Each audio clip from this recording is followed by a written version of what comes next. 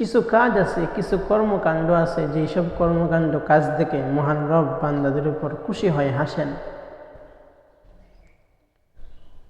এর মধ্যে থেকে একটি হলো নবীজির সাহাবী হযরত আব্দুল্লাহ ইবনে মাসউদ রাদিয়াল্লাহু তাআলা আনহু থেকে বর্ণিত, তিনি বলেন, قال ابن مسعود رضي الله تعالى عنه إن الله لا يضحك إلى رجلين رجل قام في ليلة باردة من فراشه ولحافه ودساره فتوضأ ثم قام إلى الصلاة।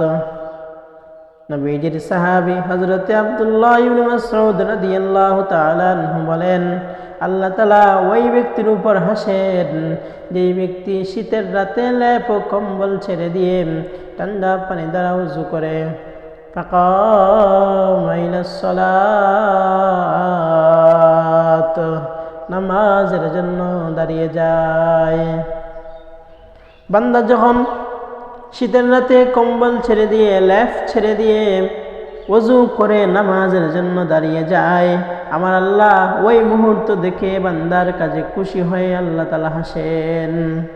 আল্লাহ তাআলা ওই সময়ে ফেরেশতাকে জিজ্ঞাসা করেন, রে ফেরেশতারা, আমার বান্দা যে শীতের রাতে লেপ কম্বল ছেড়ে দিয়ে ঠান্ডা পানি দ্বারা ওযু করে নামাজে দাঁড়িয়েছে, এমন আমল করতে আমার বান্দাকে কে উদ্বুদ্ধ করেছে? তখন ফেরেশতারা বলেন, ওগো আল্লাহ, তাদেরকে দুইটা জিনিস উদ্বুদ্ধ করেছে। একটা হলো আপনার কাছে তারা জান্নাতের আশা করে, আর একটা হলো তারা আপনার কাছে জাহান্নামের আযাব থেকে মুক্তি চায়। তখন আমার আল্লাহ বলেন, রে ফেরেশতারা, তোমরা সাক্ষী থাকো, তারা যে জিনিসের আশা করে আমি আল্লাহ তাই দিয়ে দিলাম, আর যে জিনিস থেকে মুক্তি চায় তা থেকেও মুক্তি দিয়ে দিলাম।